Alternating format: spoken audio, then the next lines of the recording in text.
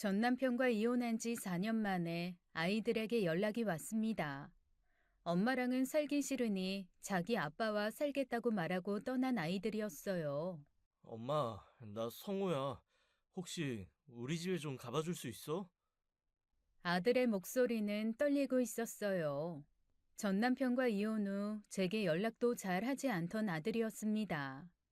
제게 한 줄의 메시지를 보내는 것보다 새엄마와 찍은 사진을 더 자주 SNS에 올리던 아들.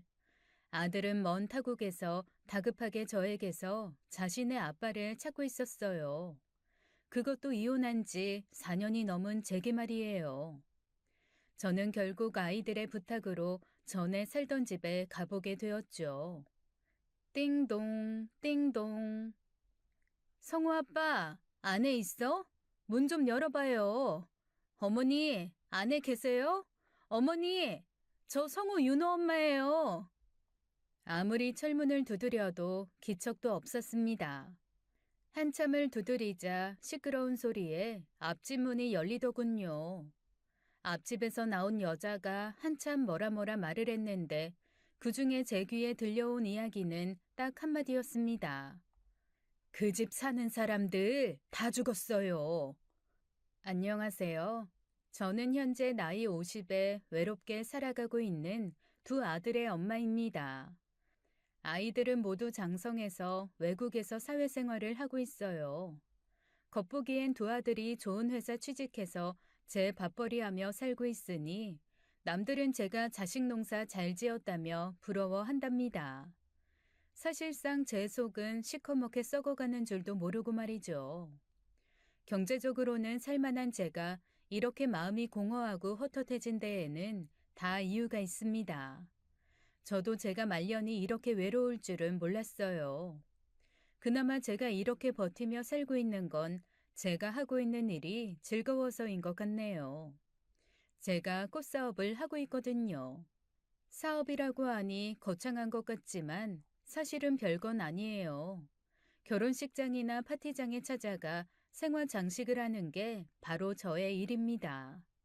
처음엔 친구의 소개로 일을 하게 되었다가 지금은 제 사업체를 내서 일을 딴에서 하고 있는데 이 일이 참 좋네요. 돈도 꽤 잘 벌리고요. 그래도 요즘은 결혼하는 사람들이 많이 줄어들어서 예전만은 못하지만 그래도 제 몸 하나 건사하고 부모님께 효도하는 데는 무리가 없다 싶습니다. 저는 원래 아버지처럼 가정적인 남자 만나서 평범한 가정을 이루는 게 제 꿈이었어요. 제 나이 23부터 선을 보았고 24이 되던 1월에 저보다 4살 많은 남편을 만나 그해 12월에 결혼식을 올렸습니다. 남편은 수줍은 미소가 매력적인 사람이었어요. 만나는 동안 큰 소리 내는 법도 없었고 뭐든지 제 의견을 맞춰주는 사람이라 더 마음이 갔습니다. 그래서 결혼까지 했는데 결혼 후 남편은 제 생각보다도 더 가정적인 사람이었어요. 열심히만 살면 행복이 보장된 가족처럼 느껴졌죠. 남편에게 심하게 의지하는 시어머니의 횡포만 빼면 말입니다. 시댁은 시아버지가 일찍 돌아가셔서 살림이 좀 빠듯해 보였어요. 집안의 경제 활동을 하는 사람이라고는 남편뿐이었죠. 남편이 장남이고 아래로는 두 시누이가 있었지만 시누들은 집안 경제에 보탬이 되는 사람들은 아니었어요. 왜냐하면 두 시누이가 일찍이 결혼을 해서 출가 외인이 되었거든요. 각각 20살, 21살에 시집을 갔으니 무척 일찍 결혼한 거였죠. 그런데 시누이들이 이렇게 일찍 결혼한 데에는 그만한 이유가 있었나 봅니다. 저도 결혼 전에는 몰랐는데 시누이와 시어머니 사이가 별로 좋지 못한 듯 했어요. 시누이들은 결혼식에 참석은 했지만 얼굴만 비추고 금방 사라졌거든요. 그게 이상해서 남편에게 물은 적이 있었죠. 영찬 씨, 우리 결혼식 날 아가씨들은 왜 그렇게 일찍 가신 거야? 실은 엄마랑 동생들이랑 사이가 별로 안 좋아. 당신도 알겠지만 엄마가 나한테 워낙 지극정성이시잖아. 옛날 분이시라 아들 하시기도 하고. 그래서 동생들한테 소홀하셨는데 애들이 그걸로 많이 서운했던 모양이야. 둘 다 시집간 후로는 뭐 거의 남처럼 지내. 남편이 했던 그 말을 그냥 흘려듣는 게 아니었습니다. 가족 사이에 그렇게 된 데에는 다 이유가 있었던 건데 말이죠. 그런데 그땐 제가 너무 어리기도 했고 그저 그렇구나 하고 말았죠. 한편으론 시집살이의 시누이들이 자청해서 빠져준다니 잘 됐다는 생각마저 들었고요. 남편 말에 따르면 남편은 귀남이, 시누들은 후남이로 컸다고 하더라고요. 명절에도 안 모인다는 걸 보면 시어머니께 꽤나 서운한 게 많은가 보다 했습니다. 남편 말처럼 시어머니는 남편에게 관심이 많으셨어요. 좋게 말하면 애정과 관심이 많은 거고, 나쁘게 말하면 간섭이 지나친 거였죠. 그런 시어머니의 성격은 결혼 후부터 바로 드러났습니다. 아가, 영찬이 일어나면 새순물부터 받아놓고 퇴근하고 오면 뜨거운 물에 발 닦여줘라. 나는 영찬이가 회사 들어가고부터 하루도 안 쉬고 그렇게 해줬다. 그게 남편 기 살려주면서 내조하는 방법이야. 남편이 그렇게 해주길 은근 바라기도 해서 결국 새순물부터 발 닦이기까지 제가 해주게 되었어요. 그때는 이게 우리 부부 나름의 애정 표현 방식이라고 생각했기에 기분 나쁠 것도 없었죠. 시어머니의 남편 사랑은 참 대단했습니다. 반찬 하나하나까지 제게 만드는 법을 알려주시며 일주일 식단표까지 만들어서 제게 주신 분이 바로 저희 시어머니셨어요. 신혼 초에는 시어머니가 살림을 가르쳐 주시니 그저 감사한 마음으로 배웠습니다. 일주일 식단표까지 건네셨을 땐 자식 사랑이 대단한 분이시구나 좋게 생각했고요. 하지만 시간이 지날수록 좋은 것만 보이진 않더라고요. 시어머니는 남편을 잘 챙겨주는 것만큼 남편에 대한 기대도 크고 의지하는 마음도 크셨습니다. 저는 결혼 직후 바로 아이를 갖게 되었고 연년생으로 두 아들을 얻었습니다. 아이들을 키우면서 제가 힘들어하니 시어머니가 도와주신다는 명목으로 저희 집에 자주 오셨어요. 시어머니의 의도는 좋았지만 늘 제 살림을 검사하시고 잔소리를 하셨죠. 장롱까지 모두 열어 팬티 한 장까지도 간섭을 하셨습니다. 너 장롱에 와이셔츠 안 다리고 그냥 넣어놓은 거니? 아니, 장롱은 또 왜 열어보세요. 애들 보느라 정신이 없어서 그랬어요. 내일 출근 전에 다려줄 거예요. 그러다 네 남편 지각시킬 일 있니? 저렇게 얌전한 애들 둘 보는 게 뭐 힘들다고 남편 옷도 못 다려놔? 어머니, 저희 집에 오실 때마다 자꾸 여기저기 열어보시면 저 너무 불편해요. 살림은 제가 알아서 할게요. 알아서 하기는. 나 때는 네 남편 속옷까지도 다려 입혔다. 내가 차마 며느리 시집살이 시킨다고 할까봐 속옷 얘기까진 안 했는데 너네가 누굴 닮아서 이렇게 게으르니? 곰 같은 게 딱 지엄마 닮았네.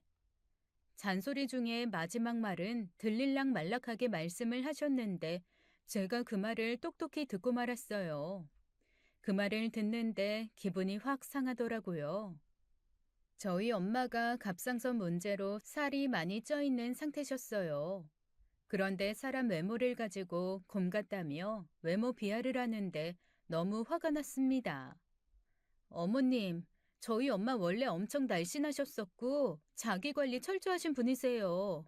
지금 살찌신 건 전부 갑상선 문제 때문이라고요. 건강 걱정은 못 해주실 망정 어떻게 그렇게 말씀하실 수가 있으세요? 아이고, 말귀 알아들으라고 잔소리하는 건 듣기 싫어하고 듣지 말라고 말하는 건 잘도 듣네. 넌 내가 네 새끼들 봐주려고 왔는데 꼭 그렇게 큰 소리를 쳐야겠니? 너 살림하는 거 보니 아무래도 안 되겠다. 내가 뭔 수를 내든지 해야지. 그렇게 말하고 간 시어머니의 속셈은 뻔했어요. 아이 둘이 태어나고부터 시어머니가 끊임없이 저희 살림과 합치고 싶다고 하셨거든요. 남편에게는 은근슬쩍 혼자 사는 게 무섭다고 이야기하며 혼자 장 보는 것도 힘에 부친다고 혼자 사는 것에 대한 어려움을 계속해서 이야기하곤 했습니다. 그런데 사실 신혼집을 구할 때 저희 부모님이 많이 보태주셨어요. 그래서 시어머니가 마음대로 저희 신혼집에 들어오시질 못했죠. 아무래도 저희 부모님 눈치가 보여서 그랬을 거예요. 그런데 애 둘이 생기고 나니 계속해서 아이들을 봐준다며 집에 찾아오셨고 주무시고 가시는 날도 여러 날이었죠. 한 번은 일주일 내내 주무시고 가셨는데 그때도 이렇게 말씀하셨어요. 이렇게 자고 갈 때마다 갈아입을 옷 싸들고 오는 것도 귀찮고 하다못해 머리 하나를 빗으려고 해도 내 빗이 없어서 불편하네. 차라리 나 이 집으로 이사 들어올까 봐. 저는 시어머니께 집이 좁아서 안 된다고 돌려 말씀드렸습니다. 어머님이 집에 들어오시겠다는 것만큼은 무슨 수를 써서라도 막았어요. 다행히 남편은 제 말이라면 다 들어주는 사람이라 시어머니의 본심을 알면서도 모른 척 해줬고요. 남편은 아이가 생긴 후로도 저와 아이들에게 참 잘했어요. 그러니 시어머니의 유난스러움도 좋은 게 좋은 거다 하며 넘길 수 있었고요. 남편은 당시에 회사를 다니고 있었어요. 일반 회사원들 연봉이랑 크게 다르지 않은 딱 표준이 바로 저희 남편이었죠. 남편이 벌어오는 돈으로 시어머니 용돈을 따로 챙겨드리며 우리 네 가족 살림을 빠듯하게 해나갔습니다. 저는 알뜰하게 살림에서 3만 원, 5만 원씩 꾸준히 틈나는 대로 저축을 했어요. 그런데 어느 순간부터 남편 회사에 월급이 밀리기 시작했습니다. 그게 한 달, 두 달, 세 달 밀리다가 결국엔 넉 달치까지 월급이 밀리게 되었어요. 이러다 사장이 회사 문 닫고 도망가면 어쩌나 걱정했는데 걱정은 현실이 되었죠. 어느 날 출근한 남편이 오전 11시도 안 되어 집으로 돌아왔어요. 그 후로 남편은 직장을 잃었습니다.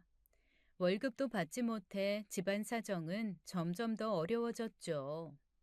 남편은 친구 소개로 짜장면 배달 일도 하고 여기저기 불러주는 곳이면 닥치는 대로 일을 했어요.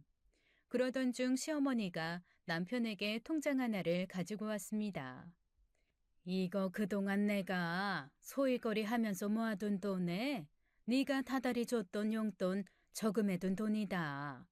이거 얼마 안 되지만 그래도 조그만 가게 차릴 돈 정도는 될 거야. 이참에 회사 그만둔 걸 기회로 삼아서 장사 같은 거 한번 해봐라. 시어머니가 한 푼 두 푼 아끼고 모아서 마련해둔 통장이었어요. 시어머니 말씀으로는 자신의 노후를 위한 돈이었다고 하더군요. 그런 돈까지 내어주는 시어머니께 감사하면서도 한편으로는 너무 죄송스러웠습니다. 남편도 어머님의 마음을 알았기에 그 돈을 함부로 쓰지 못하더군요. 그러면서도 남편은 한동안 밖으로 나돌았어요. 그러더니 어느 순간부터 새 사업을 해볼 생각이라고 진지하게 말했습니다. 당신 내 친구 진구 알지? 왜 아버지가 사업 크게 하신다던. 진구가 아버지 밑에서 일하면서 배운 가닥으로 사업을 시작한다는데 나한테 동업을 하자네. 혹시 주류 납품하는 그 일? 진구 씨네 집 정도면 아버지가 사업자금 대주는 건 일도 아닐 텐데 왜 당신한테 동업을 하자고 해? 아버지랑 크게 싸웠나 봐. 그래서 진구가 아버지 회사에서 나온 거고. 뭐 아무튼 나 다음 주부터 본격적으로 출근할 거야. 그렇게 친구와 사업을 시작한 남편은 그때부터 승승장구하기 시작했습니다. 될 놈은 되고 안 될 놈은 안 된다더니 제 남편은 될 놈이었던 거죠. 남편 일이 바빠지면서 집에 종종 들어오지 못했고 아이들에게도 소홀해지기 시작했어요. 가족들과의 시간을 중요시 여기던 남편이 변해가기 시작했습니다. 돈 버는 일을 가족들보다 더 중요시 여기기 시작한 거였어요. 한편 시어머니는 남편이 벌어오는 돈만큼이나 콧대가 높아지기 시작했어요. 남편이 시어머니에게 용돈을 많이 챙겨주는지 시어머니의 씀씀이도 커졌습니다. 그러던 중 남편이 이사를 가자며 방 4개짜리 집을 알아보라고 하더라고요. 방 3개짜리 집에서도 충분히 사는데 방 4개가 무슨 필요가 있냐고 했더니 남편은 큰 집에서 살고 싶다고 했죠. 그리고 새 집을 계약한 후에야 남편의 진짜 의도를 알게 되었어요. 이사를 하던 날 시어머니께서 1톤짜리 트럭을 끌고 새 집 앞으로 오셨거든요. 1톤 트럭에서 내린 운전기사는 짐들을 내리며 새 집으로 날랐습니다. 시어머니와 남편은 이미 서로 이야기가 된 상태였는데 저에게만 모른 척 하고 있던 거였죠. 저는 남편에게 따지듯이 물었습니다. 그러자 남편의 대답은 더 황당했어요. 내가 방 4개짜리 구하자고 했을 때 당연히 어머니 모시려고 하는구나 생각 안 했어? 나는 당연히 당신도 다 알겠거니 했지. 솔직히 우리 엄마 혼자 살면서 많이 외로워하셨잖아. 나 사업 잘 돼서 당신이랑 애들 편하게 사는 게 다 누구 덕이야? 엄마가 나 사업하라고 쌈짓돈 내주셔서 가능했던 거잖아. 지금 우리 잘 먹고 잘 사는 게 결국 엄마 덕이라고. 그러니 우리 엄마 대접받을 자격 충분하셔. 더군다나 엄마가 우리랑 같이 살고 싶다고 결혼 직후부터 말씀하셨잖아. 좋은 게 좋은 거니까 괜히 우리 엄마 눈치 주지 말고 잘 모셔. 그리고 엄마 방은 제일 큰 방으로 하시라고 했어. 어쩐지 새 가구는 이사 가고 나서 맞추라고 신신당부하던 남편 말이 떠올랐습니다. 이래서 그랬구나 싶더라고요. 남편에게 뒤통수 맞은 기분이 들어서 언짢아 하는 중에 시어머니는 가장 큰 안방에 자리 잡은 게 무척 기쁜 모양이셨어요. 그때부터 시어머니의 살림 간섭은 더 심해졌습니다. 남편이 돈을 잘 벌어올수록 시어머니의 위세는 더 대단해지셨고, 아이들도 시어머니 말이라면 다 따르는 눈치였죠. 시어머니는 아이들에게 항상 본인 아들이 얼마나 대단하고 성실한 사람인지 아이들에게 알려주었습니다. 우리 성우 윤호는 좋겠다. 아빠가 이렇게 돈도 잘 벌고 하고 싶은 공부도 마음껏 시켜줘서. 아빠가 바빠서 니들이랑 시간 못 보낸다고 서운해할 것 없어. 누가 뭐래도 훗날엔 네 아빠 덕에 감사합니다 할 날이 분명히 올 거다. 자, 이거 받아라. 네 아빠가 할미한테 부탁하고 간 거야. 그러면서 시어머니는 아이들 앞으로 봉투 하나씩을 내밀었습니다. 그 안에는 10만 원씩 들어있었어요. 초등학생 아이들이 용돈으로 받기에는 과한 액수였습니다. 저는 왠지 시어머니의 그런 행동들이 못마땅하게 여겨졌습니다. 남편이 직접 줘도 될 용돈을 일부러 시어머니를 통해서 주게 하는 의도가 다분히 보였거든요. 시간이 지나니 역시나 제 생각대로였어요. 어느 순간부터 아이들은 저보다도 시어머니 말을 더 믿고 따르기 시작했습니다. 심지어 학원 하나를 고를 때도 시어머니의 입김이 작용했어요. 큰아이가 중학교에 올라가면서 수학학원을 보내려고 이곳저곳 학원 상담을 다녀온 적이 있었어요. 동네에 있는 큰 학원부터 작은 학원까지 4군데 정도 다녀와서는 큰아들에게 그 중에 가장 괜찮은 2곳을 권했습니다. 그런데 시어머니의 한마디에 제가 다녀온 4곳도 아닌 다른 곳에 학원을 보내게 되었어요. 시어머니가 이 동네로 이사 오면서 친분을 쌓게 된 사람이 학원 원장으로 있는 동네 작은 보습 학원이었죠. 거기 내 친구가 하는 학원이니까 성우 그 학원으로 보내라. 내 손주인 거 알면 눈길 한 번이라도 더 주고 관심 갖고 공부시키겠지. 안 그러냐? 성우야, 네 생각은 어떠니? 할머니가 말한 학원으로 다닐게요. 큰아들은 일말의 고민도 없이 시어머니가 원하는 학원에 다니게 되었습니다. 성적은 학원을 다니나 안 다니나 비슷했어요. 그래서 저는 아이에게 성적이 오르지 않으니 다른 학원에 다녀보는 게 어떠냐고 했죠. 2번의 시험 끝에 큰아들은 조금 고민하는 눈치였어요. 그런데 그 얘기를 옆에서 들은 시어머니가 말했습니다. 내가 박 원장한테 전화해서 우리 성우 신경 좀 쓰라고 할 테니까 너무에 몰아붙이지 마라. 그렇게 말하고는 시어머니께서 그 학원 원장에게 전화를 걸었고 둘째 아이도 그 학원에 보낼 테니 성호를 더 신경 써달라고 말했어요. 둘째 아이의 의사는 묻지도 않고 말이죠. 저는 밖으로 두 아이들을 따로 불러냈습니다. 아이들에게 피자를 먹이면서 말했어요. 너희 요즘 할머니 눈치를 너무 보는 것 같아서 오늘 엄마가 너희 따로 부른 거야. 엄마는 너희들 의견도 중요하다고 생각해. 늘 할머니 말에 맞춰줄 필요 없어. 그러니까 성우 넌 지금 다니는 학원이 별로인 것 같으면 엄마한테 얘기해줘. 그럼 엄마가 따로 학원 알아봐 줄 테니까. 그런데 큰아들은 오히려 그런 저를 이상하게 바라보았습니다. 자기는 아무 문제 없고 할머니 말 듣는 것도 자기 생각이랑 같아서 듣는 거라고요. 아무리 봐도 아이들은 시어머니 손에 놀아나고 있었는데 아이들은 그렇지 않다고 말하니 이상할 지경이었어요. 솔직히 엄마가 우리 이렇게 따로 불러낸 것도 난 마음에 안 들어. 할머니만 빼놓고 맛있는 거 먹으러 온 것도 마음 불편하고. 할머니가 우리가 엄마랑만 친하다고 생각할 거 아니야.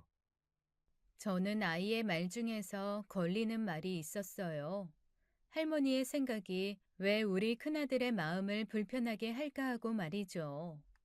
사실 대충 짐작은 하고 있었어요. 시어머니가 남편에게 생활비를 받고 있었는데 아이들 용돈도 모두 시어머니 주머니에서 나오고 있었습니다. 그런데 아이들이 말을 안 들으면 용돈을 주지 않고 말을 잘 들으면 상으로 용돈을 넉넉히 주니 아이들이 시어머니 말을 잘 들을 수밖에요. 시어머니는 남편으로부터 넉넉하게 생활비를 받았어요. 그리고 그중 일부를 제게 살림을 하라고 따로 떼어주셨죠. 그 돈은 정말 딱 살림할 만큼의 돈이었기에 한 달을 보내고 나면 거의 남는 돈이 없었습니다. 그마저도 모자라서 가끔 시어머니께 돈을 더 내어달라고 할 때도 있었죠. 지금 생각해보면 제가 참 미련했네요. 애초에 경제권을 제가 잡고 갔어야 했는데 말이죠. 그런데 그게 제가 그렇게 하고 싶다고 그럴 수 있는 게 아니었어요. 왜냐하면 남편이 시어머니 위신을 세우려고 일부러 시어머니에게 경제권을 쥐어준 거였거든요. 그렇다고 이런 걸로 제가 이혼을 한 해 만에 할 수도 없었고요. 그것 외에는 좋은 집에서 좋은 차를 타며 살고 있었으니 그걸로 문제를 삼으면 남편은 이렇게 말하곤 했습니다. 당신 그거 배부른 소리 하는 거야. 다른 집은 남편들이 얼마 벌어다 주는지 알아? 고작 2, 300이라고. 그런데 난 월 1,000만 원씩 벌고 생활비도 넉넉히 주는데 그 생활비 엄마한테 드린다는 게 뭐 어떻다고 그래? 그렇게 한다고 해도 우리 5 식구 사는데 아무 문제 없게 주잖아. 솔직히 이렇게 사업 잘 되는 건 당신 내조가 아니라 우리 엄마 내조 덕분이었다고. 안 그래? 그리고 집안의 가장 어른이 존중받아야 집안이 잘 굴러가는 거야. 그래야 애들도 보고 배우는 게 있고. 배부른 투정 그만하고 지금까지대로 엄마한테 생활비 받고 당신은 애들이나 잘 키워. 몇 번 더 이야기했지만 남편에게는 씨알도 먹히지 않았어요. 남편이 돈을 잘 벌게 되고 시어머니를 집으로 모셔오게 되면서 남편은 이 세상 둘도 없는 효자가 되었습니다. 그리고 성격도 조금씩 변했죠. 예전에 수줍은 미소를 지으며 제게 맞춰주던 그 순박한 남자는 이미 사라지고 없었어요. 밤마다 술에 취해 들어오거나 아니면 못 들어오는 날도 많았어요. 남편 친구인 진구 씨에게 늦은 밤 연락해보면 거래처 사장님들 만나서 한잔하고 있다고 했는데 그 말 속에는 어쩐지 무언가를 숨기는 눈치였죠. 그런 거 있잖아요. 누군가의 잘못을 감춰주려고 둘러대는 거짓말 같은 거요. 진구 씨에게서는 그런 느낌이 많이 풍겼습니다. 아니나 다를까 제가 우려하던 일이 생기더군요. 주류 납품 일을 하는 남편이 어느 날 해외 출장을 간다고 했어요. 국내에 주류 납품을 하는데 해외 출장이 왜 필요한 건지 이해가 안 갔지만 남편은 온갖 핑계를 대며 둘러댔습니다. 그리고 그 끝에는 제게 화를 냈죠. 주말까지 일하는 것도 힘들어 죽겠는데 내가 해외 출장 가는 것도 이유도 다 설명하고 당신한테 일일이 다 납득을 시켜야 돼? 남자가 사업하다 보면 여기저기 출장 다니는 거야. 당연한 건데. 당신은 뭐가 그렇게 의심스럽길래 그렇게 꼬치꼬치 캐물어? 저를 대하는 태도 하나하나가 예전에 제 남편이 아니었죠. 그런데 그 출장 이후로는 더더욱이 이상해지는 남편이었습니다. 남편은 출퇴근 1시간 거리가 힘들다며 회사 앞에 오피스텔을 구해더군요. 물론 제게 허락을 받고 구한 것도 아니었어요.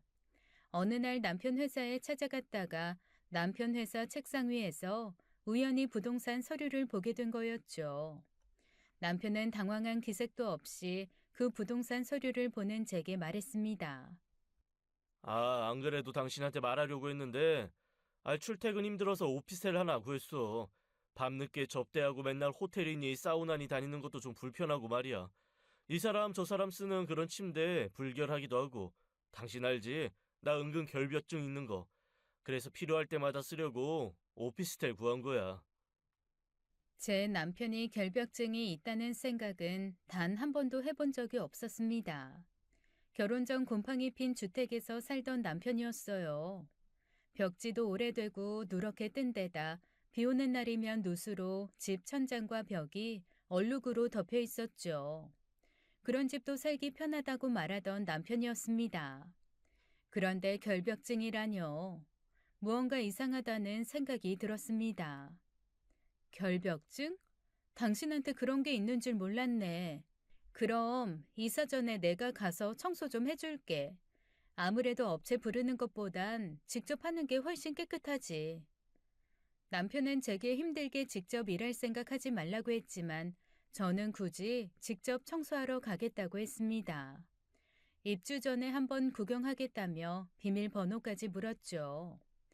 남편이 일하고 있을 평일에 저는 그 오피스텔에 들어가 보았어요. 신축 건물답게 깨끗하고 고층이라 그런지 창밖 풍경도 참 좋더군요. 그런데 왜 제 가슴 한구석이 시린지 모르겠더라고요. 그리고 청소하기로 한 날에 저는 가지 않았습니다. 남편에게 연락이 왔어요. 당신이 오늘 청소해준다고 하지 않았어? 아, 미안해. 내가 몸이 좀 안 좋아서. 아무래도 청소는 업체에 맡기는 게 좋겠다. 아이, 번거롭게 왜 이랬다 저랬다 해. 알았어, 끊어. 남편은 제가 아프다는데도 괜찮냐는 말 한마디 없이 그저 오피스텔 청소를 못하고 입주하게 된 것에 대해 잔뜩 짜증만 내더군요. 남편이 왜 그러는지는 알 것 같았어요. 다만 알고 싶지 않았을 뿐이었죠.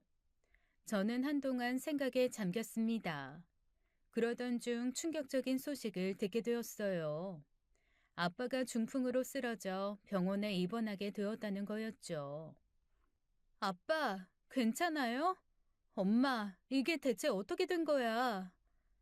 평소에 건강하시던 아빠가 갑자기 풍이라니 놀랄 일이었죠. 게다가 후유증으로 반신마비가 되어 거동이 불편해지신 상태였어요. 네 아빠 충격받아서 그래. 충격? 무슨 충격? 엄마의 이야기를 다 듣고 나니 온몸에 맥이 다 빠지더군요. 누워 계신 아빠가 너무 안쓰러웠고 왜 우리 집에 이런 일이 일어났을까 싶어 하늘이 원망스러웠어요. 저희 아빠는 평생을 한 회사에 몸바쳐 일해오신 분이십니다. 아버지는 정년퇴임을 하신 후 집에서 쉬고 계신 상황이었어요. 그러면서 그동안 못 나간 동창회에도 나가고 고향 친구들도 만나고 하셨죠. 그러던 중 어린 시절 아주 절친이었던 고향 친구분의 말을 듣고 투자를 하셨다고 합니다. 친구분만 믿고 투자를 했는데 그 투자금을 모두 날리고 친구마저 연락이 되지 않는다고 했죠. 아마도 아버지 돈을 홀랑 털어먹고 도망을 간 것 같았어요. 아버지는 퇴직금을 모두 날린 데다 사람에게 배신을 당한 충격으로 과도한 스트레스를 받으셨답니다. 그러다 결국 쓰러지신 거였죠. 그동안 보증 한 번 서신 적 없고 누굴 도와주려고 생돈을 내어드린 적은 있어도 한 번도 사기를 당하거나 투자 실패를 하신 적이 없는 아버지였어요. 말년에 벌어놓은 돈과 퇴직금으로 편안히 지내셔야 할 때에 이런 일이 생겼으니 친정집 분위기가 좋지 못했습니다. 아버지는 휠체어를 탄 채 집으로 돌아오셔야 했어요. 마트 반찬 코너에서 일을 하던 친정엄마는 일을 그만두시고 아빠의 수발을 들게 되셨죠. 이 소식을 시어머니와 남편도 듣게 되었어요. 시어머니는 그동안 친정엄마에게 은근 자격지심이 있으셨습니다. 아빠 덕에 평생을 편안히 살았다며 시기 질투하시는 발언을 하곤 하셨거든요. 그래서 그런지 일부러 저희 엄마를 아랫사람 대하듯이 굴곤 하셨어요. 신혼 초에 시어머니보다 5살이나 많은 저희 엄마가 밥하시는 동안 시어머니가 손 하나 까딱 안 하시고 밥상을 받으신 것도 그래서였겠죠. 그랬던 시어머니가 친정 소식에 이렇게 말씀하시더군요. 나는 그동안 시는 불공평하다고 생각했는데 너네 친정일 생긴 거 보니 시는 공평하구나. 나는 젊을 적에 고생했지만 지금 인생 편 것처럼 너희 친정은 젊어서 편히 살다 이제 늙음하게 고생길 시작된 거 보면 말이다. 그 말에 제가 시어머니께 노발대발 발끈하자 시어머니와 사이가 틀어졌어요. 그때부터 대놓고 저를 무시하기 시작하셨죠. 하루는 아이들과 남편 모두 있는 자리에서 제게 이렇게 말씀하시기까지 했어요. 네 남편 힘들게 일하는데 그 돈 빼서 친정 줄 생각 말아라. 아이들은 제 눈치만 보고 남편은 그 말에 어떤 반박도 해주지 않았습니다. 그때 확실히 깨달았어요. 내가 이 집 식구가 아니라 식모라는 걸요. 진작에 느껴온 감정이 확실하게 정리가 되더군요. 저는 아빠를 뵈러 갔습니다. 아빠는 저를 보며 반가워하면서도 힘들게 뭐하러 왔냐고 하셨어요. 아빠의 어눌한 말투가 제 가슴을 아프게 했죠. 아, 힘들게 뭐하러 와? 아빠는 괜찮으니까 자주 안 와도 돼. 안사도는 잘 계시지? 제가 시어머니에게 어떤 대접을 받는지도 모르는 아빠는 당연하다는 듯이 시어머니 안부를 물으셨어요. 저는 그저 잘 지낸다고만 답했습니다. 아빠는 제게 이런 모습 보여서 미안하다며 걱정 말라고 하시더군요. 그리고 제게 한마디 덧붙이셨어요. 나는 우리 혜정이 자랑스럽다. 네? 아이, 조서방 하는 일도 잘 되고, 너도 부잣집 사모님처럼 잘 사는 것 같아서 보기가 좋아. 아무것도 모르는 아빠는 제 겉모습만 보고 자랑스럽다고 말씀하셨습니다. 앞으로 제 삶이 어떻게 흘러갈지 아무것도 모르시면서 말이죠. 조서방에게 잘하라는 말씀도 잊지 않으셨어요. 정작 그 조서방이라는 인간은 아버지를 한번 보고 간 것 말고는 따로 찾아와 인사드린 적도 없는데 말입니다. 이 문제로 남편을 닥달하자 어느 날 남편이 저 모르게 친정에 다녀갔다더군요. 돈봉투를 들고 말이에요. 요즘 엄청 바쁜데 시간 내서 오늘 낮에 장인어른 뵙고 왔어. 아버님이 뭐라 뭐라 말씀하시는데 뭐라는지 하나도 못 알아듣겠더라. 아휴, 생각만 해도 답답하네. 뭐 아무튼 생활비 보태시라고 봉투 드리고 왔으니까 이제 그만 좀 닥달해. 남편의 말투 속에 은연중 저희 아빠를 무시하는 투가 느껴졌지만 애써 무시하고 봉투를 드리고 왔다는 말에만 대답했습니다. 고마워. 당신도 많이 바쁠 텐데 우리 아빠 챙겨줘서. 그래도 남편 벌이가 좋으니 한 100만 원 정도는 넣었겠거니 했습니다. 그런데 나중에 알고 보니 꼴랑 10만 원 넣어서 드렸다는 걸 알게 되었어요. 솔직히 많이 서운하더라고요. 친정 부모님이 결혼할 때 신혼집 마련하는데 대부분 비용을 대어주셨는데 남편은 큰일 겪은 부모님께 꼴랑 10만 원 드렸다는 게 어이가 없었죠. 집안 사정은 그 어느 때보다 넉넉했는데 말이에요. 치사한 기분에 이대로 지내면 안 되겠다는 생각이 들었고 저는 친구의 소개로 웨딩홀 꽃장식을 하러 다니게 되었습니다. 결혼 후에 취미로 따둔 플로리스트 자격증이 꽤나 빛을 발하는 순간이었죠. 일종의 일일 알바처럼 따라다니던 일이 어느새 직업이 되었고, 저는 제가 버는 돈의 대부분을 부모님께 드렸습니다. 시어머니는 이마저도 안 입고 온 지 한마디 하시곤 했어요. 살림은 뒷전이고 그깟 돈 몇백 좀 벌어오면 네가 뭐라도 된 거 같지? 그래봐야 넌 이 집안 며느리고 성우 윤호 애미야. 며느리면 며느리답게 이 집안에 뼈를 묻을 생각을 해야지. 일한 돈 전부 친정에 갖다 주면 소박 맞고 싶어서 발악하는 거 아니냐? 이제는 저도 가만히 듣고만 있지는 않았어요. 그럼 어머님이 성우애비가 주는 돈 저한테 다 주시던가요? 엄연히 이 집안 안주인은 저잖아요. 경제권 이야기를 꺼내자 시어머니가 입을 꾹 다무셨습니다. 친정 가세가 기울었다는 소식에 시어머니가 제일 먼저 한 행동은 바로 제게 주던 생활비를 없애버린 일이었습니다.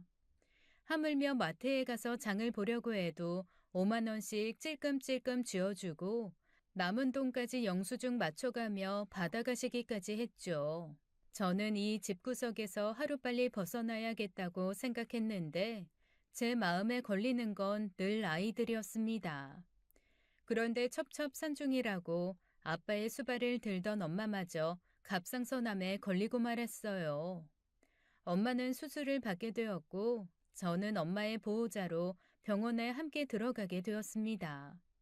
그 당시 아이들 둘 다 겨울방학 캠프를 간 터라 그나마 가벼운 마음으로 친정엄마 병간호를 할 수 있었어요.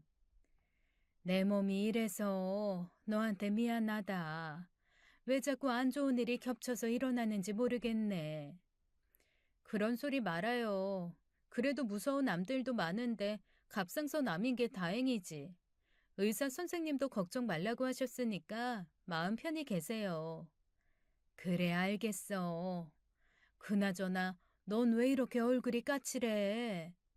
로션도 안 바른 사람처럼 하얗게 트기까지 하고. 아, 로션 바르는 걸 깜빡했네. 사실 로션이 다 떨어져서 새로 사야지 했는데 그마저도 돈이 아까워서 하루 이틀 미루고 있는 상태였어요.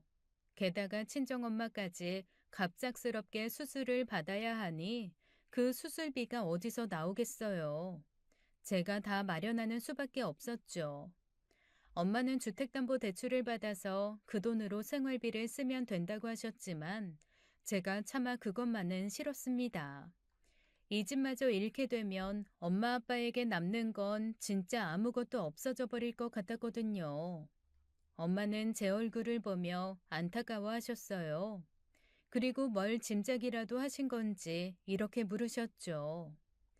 안싸돈이 너한테 잘해주시니? 조서방은 여전히 가정적이고? 뭘 그런 걸 물어. 맨날 똑같지. 대충 얼버무려 대답했습니다. 엄마는 저를 걱정스러운 눈길로 바라보셨어요. 수술이 무사히 끝나고 이틀째 되던 날, 엄마는 아빠 걱정부터 하셨어요. 처음 쓰러지셨을 때보단 거동이 수월해지셨지만 그래도 걸음걸이가 부드럽진 않으신 상태였죠. 엄마의 성화에 결국 엄마를 병원에 혼자 두고 친정 아빠를 뵈러 다녀와야 했습니다. 아빠 반찬이나 좀 해서 가져다 드릴 생각에 시어머니께 먼저 전화를 걸었어요. 집에 시어머니가 계시면 눈치가 보이니 시어머니가 집에 계시면 친정에 가서 만들 생각이었죠. 그런데 시어머니께서 속초 여행 중이라고 하시더군요. 친정엄마 수술 사실을 분명히 말씀드렸는데 속초 여행을 가신 걸 보니 애초에 병문안 올 생각도 안 하셨나 봅니다. 아무리 그러려니 해도 서운한 마음은 계속 쌓여만 갔죠. 그런데 웬일인지 시어머니께서 따뜻한 말 한마디를 건네시더라고요. 너 지금 병원이니? 네. 그래. 친정엄마 옆에 꼭 붙어서 병간호 잘해드려라. 수술하고 나서 얼마나 힘드시겠니? 애들도 캠프 갔고 집엔 아무도 없으니까 신경 쓸 것 없어. 퇴원하고도 한 일주일쯤 더 친정에 머무르면서 옆에서 잘 챙겨드려. 아니에요. 퇴원하는 대로 바로 집에 들어갈 거예요. 잔말 말고 내 말 들어. 그래야 나중에 시어머니가 시집살이 시켰다는 소리 안 나오지. 그러면서 하시는 말씀이 집에 일찍 들어올 필요 없다는 걸 강조하셨어요. 시어머니가 웬일로 저렇게 말씀하시나 싶어 좀 이상한 생각마저 들더군요. 남편이 지방 출장 중이라 밥 안 챙겨도 되니 저러시나 싶었습니다. 평소에는 남편 밥 차리는 것에 목숨 거시는 분이었거든요. 한편으로 저는 집에 시어머니가 안 계시니 반찬은 좀 편히 만들겠구나 싶었어요. 저는 친정엄마께 한 서너 시간만 자리 비우겠다고 하고는 집으로 향했습니다. 현관문을 열고 들어가는데 이상한 소리가 들려왔어요. 간드러지는 소리에 순간 가슴이 철렁했어요. 참고로 저희 집 현관문은 번호 누르는 소리가 나질 않습니다. 왜냐하면 새벽에 집에 들어오는 남편이 자는 아이들 깨우기 싫다며 소리가 나지 않게 해놓았거든요. 그래도 문이 열릴 때 철컥 소리가 났을 텐데도 안방에서 들려오는 소리는 멈출 줄을 몰랐어요. 저는 발소리를 죽이고 안방으로 향했습니다. 그리고 그곳에서 충격적인 장면을 목격하게 되었죠. 그곳엔 지방 출장 가느라 친정엄마 병원에 못 와본다던 남편이 버젓이 누워 있었습니다. 그리고 남편의 위로 젊은 여직원이 있었어요. 저는 너무 화가 나 소리를 냅다 질렀습니다. 남편과 여자는 동시에 깜짝 놀라더군요. 여자는 이불로 몸을 가리며 남편 뒤로 숨었어요. 그 당시 전 눈에 뵈는 게 없었습니다. 다짜고짜 남편에게 다가가 남편 뺨을 때렸습니다. 그런데 놀라운 건 남편의 반응이었어요. 제게 뺨을 맞은 남편이 그대로 제 뺨을 똑같이 때렸거든요. 저는 악소리가 절로 나왔고 고개가 돌아갔어요. 아유, 어디다 대고 감히 솜찌검이야? 너 미쳤냐? 바람 피운 주제에 뭐가 이렇게 당당해? 그것도 집에서. 야, 이게 무슨 바람이야? 그냥 우리 서로 즐긴 것뿐이야. 나 쟤한테 마음 준 적도 없어.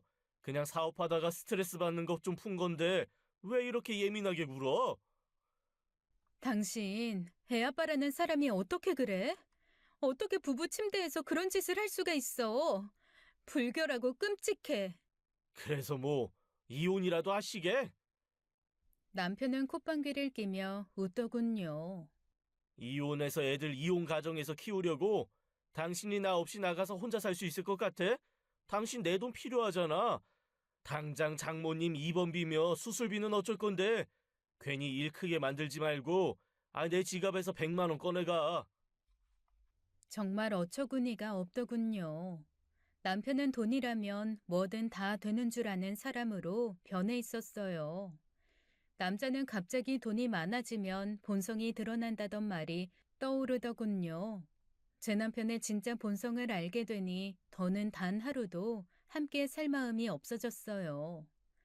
며칠 후 시어머니가 속초 여행에서 돌아오셨습니다. 남편에게 이미 이야기를 들은 건지 저에게 하시는 말씀이 남자가 능력 있으면 한 번씩 겪을 수 있는 일이야. 이런 고비 없는 집이 얼마나 되겠냐. 여자들은 이런 일에 속상해하고 눈물 짓고 하는데 배고프고 굶주려 봐야 지금 얼마나 행복하게 살고 있는 건지 뼈저리게 느낄 거다. 그저 남편 바람났다고 생각하면서 남편 쥐잡듯 하지 말고 지금 누리는 거에 감사하면서 살아. 이게 다 내 아들 덕 아니겠니? 어머님, 설득할 걸 설득하세요. 어머님도 돈에 환장하지 않고서야 이런 식으로 말씀하실 수 없어요. 돈이 그렇게 좋으셨어요? 너 지금 시애미한테 대드는 거냐? 지가 남편 간수 똑바로 못 해놓고 어디 와서 분풀이야? 내가 분명히 말했지. 친정엄마 퇴원하고도 일주일간은 집에 오지 말라고. 그러게 왜 말을 안 들어서 이 사달을 만들어? 설마 어머님 이미 알고 계셨어요? 남편에 이어 시어머니도 얼마나 뻔뻔한지 얼굴색 하나 변하지 않고 저런 말들을 하셨습니다. 그리고 남편이 왜 집으로 여자를 끌어들였는지도 알게 되었어요. 오피스텔의 누수 문제로 공사를 해야 했더군요. 하지만 그보다 더 큰 이유는 순전히 남편 본인의 쾌락 때문이었죠. 아이들이 캠프에서 돌아왔습니다. 시어머니는 아이들에게 세뇌를 하기 시작했어요. 남자가 능력 있으면 여자가 따르게 되어 있고, 그러다 한두 번씩 실수하게 되는 거라고요. 그리고 그건 아무것도 아니라고 말입니다. 그런 소리를 애들 교육이랍시고 떠드는 시어머니와 언성을 높이며 싸웠습니다. 미치지 않고서야 그런 말을 할 수 있냐고 했더니 자신을 미친년 취급했다며 노발대발하는 시어머니였어요. 제가 이혼 준비 때문에 변호사와 통화를 하는 걸 들었는지 큰아들과 작은아들이 저와 이야기 좀 하자며 제 앞에 앉더군요. 그리고 아들들에게 들은 소리에 저는 온몸에 피가 다 빠져나가는 줄 알았습니다. 엄마, 그렇게 힘들어? 그냥 엄마가 좀 참아. 엄마면 우리 미래도 생각해야지. 엄마 이대로 이혼하면 나랑 윤호는 이혼 가정 꼬리표 붙인 채 평생 살아야 돼. 우리 결혼할 때 이혼 가정이라고 손가락질 받게 되면 그거 다 엄마 탓이라고. 엄만 꼭 그렇게 엄마 생각만 해야겠어? 형 말도 맞는데, 아니 나는 엄마가 굳이 이혼을 해야 한다면 난 아빠랑 살고 싶어. 나랑 형이랑 유학 가고 싶단 말이야. 솔직히 엄마가 우리 둘 유학 보내줄 수 있어? 능력도 없으면서 큰 소리는. 아이들의 반응은 정말 충격적이다 못해 소름이 돋았어요. 어쩌다가 내 아들들이 이렇게 자기들밖에 생각 못하는 괴물로 큰 건지 모든 게 방관한 제 잘못인 것만 같았죠. 정말 이대로 죽고 싶은 심정이었습니다. 아이들의 태도를 보니 더더욱이 이 집에 계속 있어서는 안 되겠다는 생각이 들었어요. 남편이 협의 이혼을 안 해줘서 결국 소송 이혼으로 가게 되었죠. 정말 이곳에 다 쓰자면 끝도 없이 복잡하고 험난했던 이혼 소송이 진행되었고 저는 합당한 위자료와 재산 분할을 받게 되었습니다. 결혼 기간이 꽤 길었던 만큼 재산도 많이 받게 되었어요. 그동안 결혼 생활 중에 돈 한 푼 손에 쥐는 게 어려웠는데 이렇게 큰 돈이 생기고 나니 마음 한구석이 아려왔습니다. 이혼하면 재산 분할 받는 것쯤은 알고 있었지만 아이들을 위한다는 명목으로 참아왔던 건데 그게 모두 잘못된 판단이었다는 생각에 눈물이 났어요. 사실 남편이 바람난 건 이미 알고 있었습니다. 오피스텔을 구하겠다고 했을 때 딱 감이 왔거든요. 본 것도 못 본 척 참 바보같이 살았습니다. 아이들을 위하는 길이라고 생각하고 말이죠. 아이들 양육권은 제가 가져오고 싶었지만 아이들이 아빠와 살기를 원해서 차마 그것만은 가져오지 못했네요. 이혼을 하는 과정에서 부모님이 무척 많이 속상해 하셨어요. 이게 본인들 잘못도 아닌데 마치 본인들 탓인 것 마냥 미안해 하셨습니다. 이게 어떻게 엄마 아빠 잘못이야. 잘못된 건 그 사람들이지. 돈이면 다 된다고 생각하는 그 사람들이랑 하루라도 더 빨리 연 끊지 못한 내 탓이지. 심력 끼쳐드려서 죄송해요. 저는 친정집에서 살면서 재산 분할받은 돈으로 사업을 시작했습니다. 생화 장식하는 일을 업으로 삼게 되었어요. 손재주가 좋아서 그런지 사람들이 저의 꽃장식을 좋아해 주었고 우리 세 식구 먹고 살 만큼은 잘 벌게 되었어요.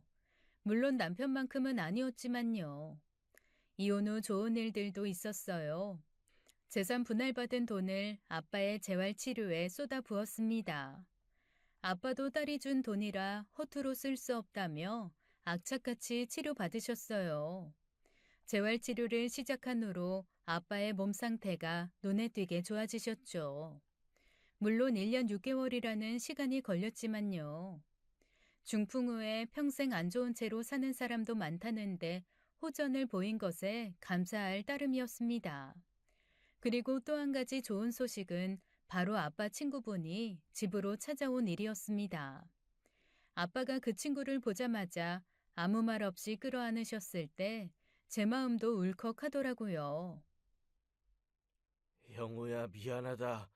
내가 정말 미안하다. 됐어. 이렇게 잘 살아있는 거 봤으면 됐어.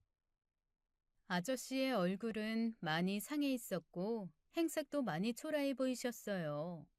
한편 저는 돈이 떨어져서 또다시 순진한 우리 아빠 등쳐먹으려고 왔나 마음 한구석에 의심이 들었죠. 그런데 곧이어 아저씨는 품에서 두툼한 돈봉투를 꺼내어 내미셨습니다. 그리고는 하염없이 눈물을 흘리셨어요. 미안하다는 말만 계속 하시면서요. 그날 우리 가족은 아저씨와 함께 식사를 했습니다. 아저씨는 그 오랜 기간 동안 원양어선을 탔다고 하셨어요. 몇 번의 죽을 위기를 거쳐서 간신히 원금을 마련해서 왔다며 눈물 어린 웃음을 지으셨죠. 아저씨가 내민 봉투에는 정확히 아빠가 투자로 날린 돈 2억 5천만 원이 들어있었습니다. 100만 원짜리 수표 250장이었죠. 아빠가 그 당시 투자금을 친구에게 직접 전달했던가 봐요. 그만큼 믿었기에 대신 투자해달라고 하고는 맡긴 거였죠. 사라졌던 친구와 돈이 고스란히 돌아온 거였습니다. 아저씨 또한 사기로 투자금을 날리는 바람에 차마 나타날 수가 없었다네요. 그냥 이대로 나타나지 않았더라면 그 돈 2억 5천만 원은 고스란히 아저씨의 돈이 되었을 텐데 인간 사이의 의리를 저버리지 않고 돈을 갚기 위해 나타난 아저씨를 보며 가슴이 따뜻해져 왔어요. 엄마는 아저씨에게 쓴소리를 했습니다. 앞으로 사라질 거면 미리 귀띔이라도 하고 사라져요. 이 사람이 얼마나 걱정했는 줄 알아요? 그리고 이렇게 돈 벌어서 가져다 줄 거였으면 무태 올 때마다 가끔씩 연락이라도 좀 해주지 그랬어요. 그럼 이 사람 풍 온 것도 더 빨리 나았을 텐데. 아저씨는 엄마 앞에서 죄인처럼 고개도 못 들었습니다. 엄마는 아저씨 앞에 고기를 놓아주며 밥 한 공기를 더 떠다 주셨어요. 그리고 6년이라는 시간이 지났습니다. 아이들이 유학을 갔다는 소식은 진작 들었던 터였어요. 가끔 카톡에 뜨는 아이들 사진을 보며 어떻게 지내고 있구나 짐작하곤 했죠. 어느 날 해외 번호로 전화가 걸려왔습니다. 평소라면 광고인 줄 알고 안 받았겠지만 불현듯 아이들 생각에 전화를 받게 되었죠. 그런데 전화를 걸어온 건 정말로 아이들이었어요. 그 전화를 받고 난 후 전 혼란에 빠졌습니다. 엄마? 나 성우야. 저기 혹시 아빠랑 연락이 안 돼서 그러는데 혹시 우리 집에 좀 가봐줄 수 있어? 그리고 생활비도 좀 보내줄 수 있어요? 당장 월세도 내야 해 하는데 윤호도 그렇고 나도 돈이 없어. 아이들 말로는 아빠도 할머니도 연락이 되지 않는다고 했습니다. 한국에 들어오고 싶어도 당장 돈이 없어서 못 들어오고 있다고 했어요. 그러면서 제게 아빠 좀 찾아봐달라고 하더군요. 저는 무언가 일이라도 생긴 건 아닐까 해서 예전에 살던 집으로 찾아가 보았습니다. 배를 눌러도 아무도 안 나오고 비번을 눌러도 틀린 번호라고 나오더군요. 계속 문을 두드려대자 앞집에 살던 여자가 나와서는 제게 아는 척을 했습니다. 어머, 성우 엄마 아냐? 안녕하세요. 남편이랑 시어머니가 집에 없나 보네요. 어머, 설마 소식 못 들었어요? 그 집 사람들 다 죽었어요. 성우 아빠 심장마비로 죽고 할머니도 쓰러지고 그 집 살던 여자도 안 보여서 그 집 사람들 다 죽었다고 소문났어요. 근데 정말 다 돌아가신 거예요? 이게 대체 무슨 소리인가 싶었어요. 이런 큰 사단이 났는데 애들은 왜 이 사실을 모르고 있는 건지도 의문이었죠. 게다가 남편 핸드폰에 제 연락처도 있었으니 저에게도 부고 문자가 왔어야 했습니다. 저는 앞집 여자에게 캐물어 시어머니가 쓰러져서 가게 된 병원이 어딘지 알아봐 달라고 했습니다. 그리고 그 병원으로 찾아가 보았어요. 제가 병원에 나타나자 병원 관계자들이 제게 보호자냐고 몇 번이고 거듭묻더군요. 그리고 그 이유를 곧 알게 되었죠. 전 시어머니는 예전의 풍채는 어디 가고 바람 빠진 풍선처럼 축 늘어져 있었어요. 급격하게 살이 빠진 건지 지방이 빠지고 나간 자리가 주름으로 가득 차 있었습니다.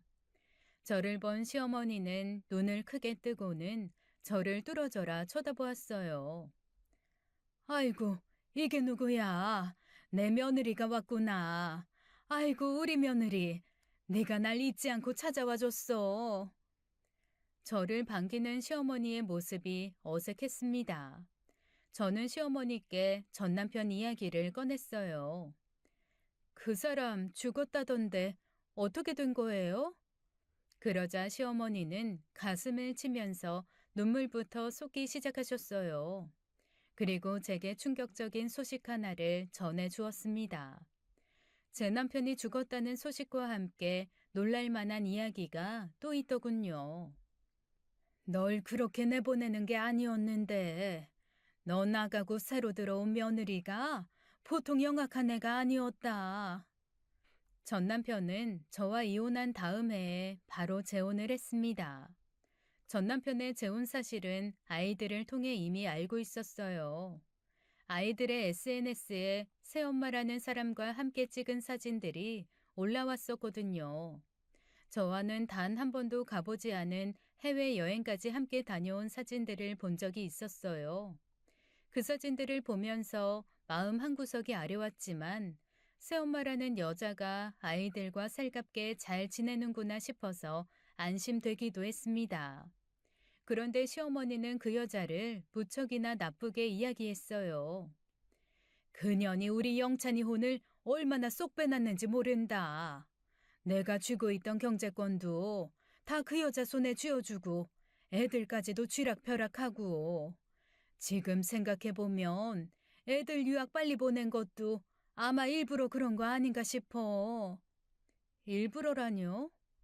영찬이가 심장마비로 죽었다는 게 난 아직도 이해가 안 간다. 이제 벌만큼 벌었으니까 건강 챙기겠다며 술까지 줄이내였어. 그런 애가 하루아침에 심장마비로 죽었으니 이게 말이나 되냔 말이야. 애들은 원래 유학 가고 싶어 했잖아요. 아무튼 뭐라고 콕 집어서 설명은 못하겠는데 영찬이가 그 여자랑 재혼하고 나서 많이 변했어. 제 엄마라면 하늘같이 알고 효도하던 애가 분가하자면서 날 내쫓아내더니 용돈 한 푼 안 쥐어주더라. 며느리한테 용돈을 받아 쓰래나 뭐래나. 너 있을 때 생각하면 있을 수도 없는 일이지. 이게 다 그년이 뒤에서 조종해서 그런 걸 거다. 시어머니의 말씀을 듣고 있자니 뛰는 놈 위에 나는 놈 있다더니 새로 재혼한 여자가 나는 놈이구나 싶었습니다. 나는 왜 저렇게 똑부러지지 못했을까 과거의 제 자신이 미련하게 느껴졌어요. 그런데 시어머니의 이야기를 더 들어보니 그저 똑부러지기만 한 여자는 아닌 것 같았어요. 그 여물 때문에 나는 내 아들 장례식도 못 치렀다. 성우 윤호는 제 아빠 세상 떠난지도 모르고 있고. 시어머니는 말끝을 흐리며 또다시 울음을 터뜨리셨어요. 알고 보니 남편이 세상을 떠난 후 재혼녀가 장례를 순식간에 치러버렸다고 했습니다. 그리고 남편 핸드폰에 있는 연락처로 부고 문자를 보내야 하는데 시어머니와 아이들에겐 보내지 않았다고 했죠. 그 여자 정말 이상하네요. 대체 왜 그랬대요? 어머님한테 무슨 억하심정이 있길래.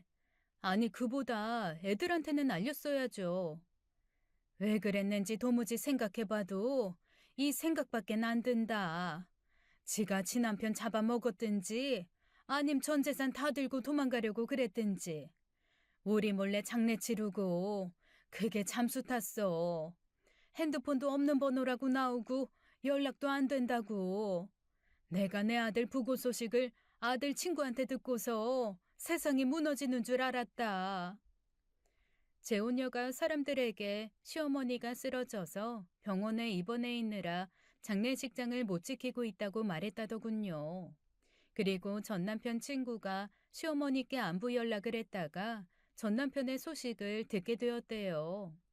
시어머니는 발이 나는 날 부랴부랴 장례식장으로 달려갔고 충격에 쓰러지셨다고 합니다. 그대로 뇌출혈이 일어나 진짜로 입원하게 되셨고요. 성우애미야, 나 퇴원 좀 시켜줘라. 나 돈 없어서 여기서 나가지도 못하고 이러고 있어.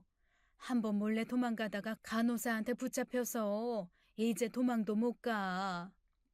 그저 한숨만 새어나왔습니다. 저는 시어머니를 뒤로하고 병원을 빠져나와 아이들에게 이 소식을 전하게 되었어요. 시어머니는 차마 아이들에게 전 남편의 사망 소식을 알리지 못했다고 했습니다. 애들 생활비 떨어졌을 테고 자신은 병원비가 없어 퇴원을 못하는데 이대로 애들에게 부고 소식 전해봤자 애들만 혼란스러워 할 것 같다고요. 이미 장례식도 끝난 마당이라 어찌해야 하나 고민하고 있었다고 했죠. 시어머니는 제 손을 잡고 애들 좀 챙겨달라며 부탁을 했습니다. 시어머니 부탁이 아니더라도 제 애들이니 제가 챙길 생각이었어요. 아이들에게 소식을 전하자 아이들의 반응은 뜻밖이었습니다. 왜냐하면 슬픔보다는 자신들의 앞날 걱정부터 챙기는 모습을 보였거든요. 아니, 아빠가 돌아가셨다고요? 이렇게 갑자기요? 그럼 우린 어떡해요? 아직 유학생활 2년은 더 해야 졸업인데 우리 학비며 생활비는 누가 대줘요? 새엄마는요? 새엄마는 연락이 안 된다고 알려주자 아이들은 아빠 재산 상속은 어떻게 되는 거냐고 물었습니다. 저는 일단 아이들에게 생활비를 보내주고 곧 있을 방학에 한국으로 오라고 했어요. 아이들은 많이 불안해하는 눈치였습니다.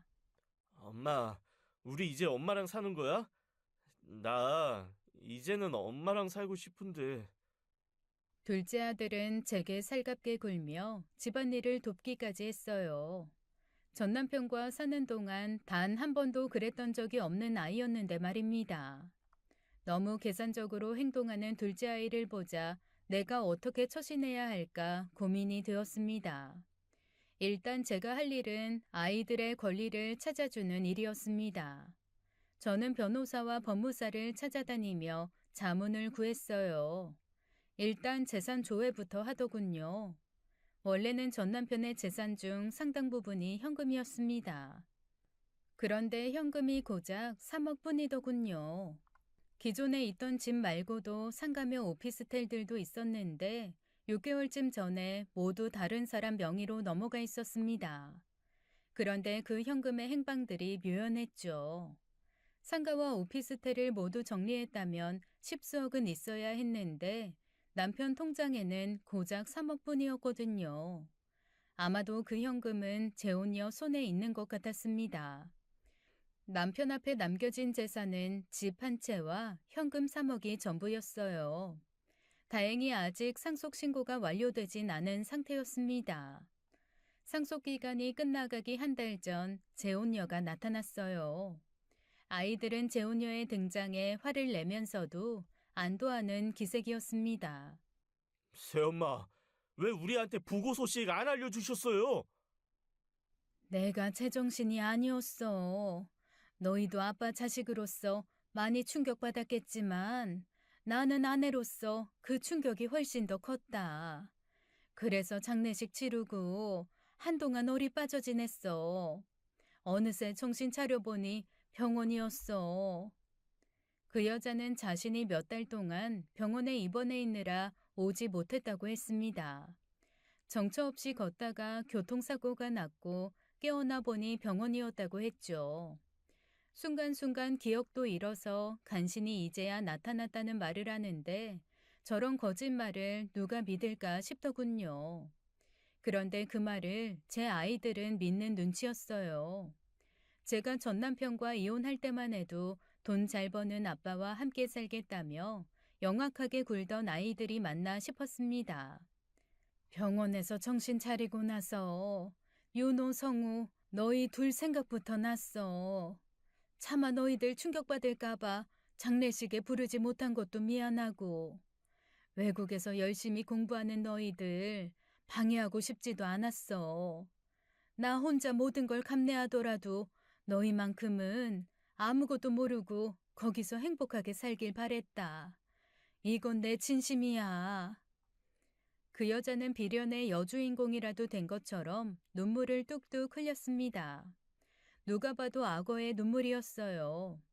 아이들은 그 여자의 말에 수긍이라도 하는 듯이 고개를 끄덕였습니다. 그런 아이들을 보고 있자니 제가 다 답답할 따름이었죠. 그런데 그 여자가 곧 자기 본색을 드러내더군요. 아이들 앞에 방금 복사된 듯 깨끗한 종이 몇 장을 내밀더군요. 그건 바로 상속포기 각서였어요. 그러면서 한다는 말이 가관이었죠. 그동안 너희 아버지 재산 상속은 손 놓고 있었는데 이제 한 달 안에 상속 신고를 안 하면 안 된다는구나. 나도 이렇게 찾아와서 이런 이야기 꺼내는 게 얼마나 힘든지 모른다. 내가 많이 생각해 봤는데 너희 아버지 재산은 내가 일단 받는 게 어떨까 싶다. 아빠가 돌아가시기 전에 항상 말씀하셨어. 너희들 잘 부탁한다고, 잘 챙겨달라고. 그래서 내가 재산 잘 불려서 너희 물려줄까 한다. 그러려면 상속 포기한다는 사인을 받아야 한다고 하네. 돌아가신 아버지를 위해서 그래줄 수 있니? 세상에서 가장 슬픈 사람인 척 연기를 하는 그 여자를 보고 있자니 기가 찼습니다.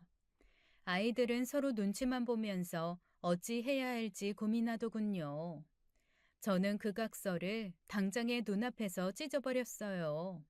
그리고 그 여자에게 말했습니다.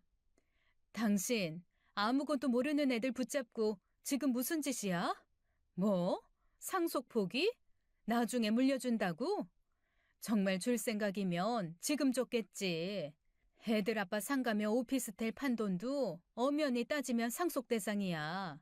상속계 시 1년간 당신한테 증여된 재산들 전부 유류분 반환 청구 소송할 수 있다고.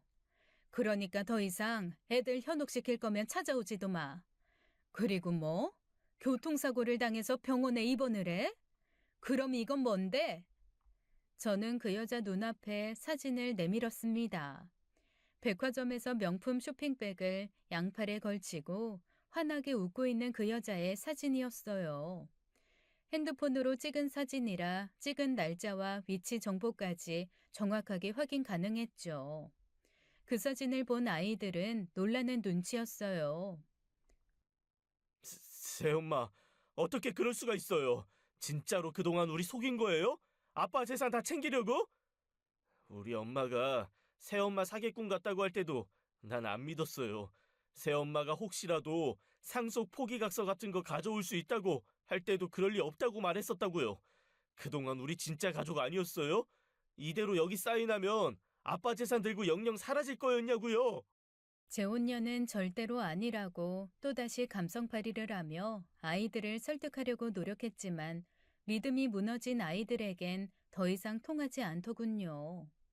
사실 재혼녀를 만나기 전에 제가 조사를 좀 하게 되었어요.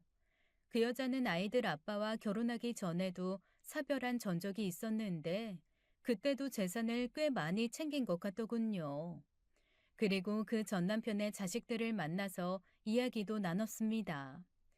오늘 우리 아이들에게 한 짓과 똑같은 짓을 이미 과거에도 했더군요. 재산을 모두 가로챈 후 불려서 나중에 주겠다고 했지만 말없이 사라졌다고 했죠. 결국 전 아이들의 권리를 찾아주려고 백방으로 노력했고 남편의 재산 중 은닉된 재산을 제외하고는 아이들 몫으로 찾아줄 수 있었습니다. 그래도 그 여자가 전부인이었다는 이유로 1.5에 해당하는 재산은 그 여자 차지가 되었지만요. 아이들은 그 후 저를 누구보다 믿고 따르고 있습니다. 그래도 전 아이들을 완전히 믿지는 않아요. 언제든지 변할 수 있는 게 사람이니까요. 그게 자식이라고 할지라도 말이죠. 왜냐하면 저는 아이들이 아빠의 죽음에 애도하는 것보단 자신들의 몫에 더 큰 관심을 보이며 말하는 모습을 지켜봤거든요. 그리고 아이들이 재혼녀에게 더 집착한 이유를 알 것 같았습니다. 아빠의 재산을 대부분 휘두르고 있었으니 재혼녀에게 잘 보이려 했던 것 같아요. 일종의 가스라이팅이라고나 할까요? 저희 시어머니가 저와 아이들에게 했던 것처럼 말입니다. 저희 전 시어머니는 제 도움으로 병원에서 나올 수 있게 되었습니다. 물론 공짜로 도와드리진 않았어요. 저는 시어머니의 병원비를 대신 내드린 대신 저희 가게에서 그만큼의 노동을 하게 했어요. 시어머니는 저희 가게에서 일을 하면서 제 눈칫밥을 무척 많이 드셨습니다. 그리고 틈날 때마다 제게 미안하다고 사과를 하셨어요. 나중에 미안하다는 말을 들어도 아무 감흥이 없어질 때까지 여러 번 사과를 하셨네요. 전 시어머니는 모든 빚을 다 갚으신 후에 떠나셨어요. 제가 자립할 수 있도록 집 보증금이라도 도와드리겠다고 했지만 염치 없어서 못 그런다며 떠나셨죠. 지금은 연락이 되질 않습니다. 아이들과도 연락이 끊긴 것 같더군요. 저는 요즘 아이들의 도덕 공부를 다시 시키고 있어요. 뭐 대단하게 공부를 할 건 없고 한 번쯤 읽으면 좋을 만한 책들을 읽어보라고 숙제로 내주곤 합니다. 그럼 아이들이 그 책을 읽고 책 내용에 관해 이야기하곤 해요. 이렇게 해서라도 이 세상을 살아가면서 중요한 게 돈이 아니라 사람이라는 걸 깨달았으면 하는 마음입니다. 제 긴 이야기 들어주셔서 감사합니다. 지금까지 사연 읽어주는 남녀였습니다. 끝까지 시청해주신 여러분 감사드리며 저희는 다음 사연으로 돌아올게요. 감사합니다.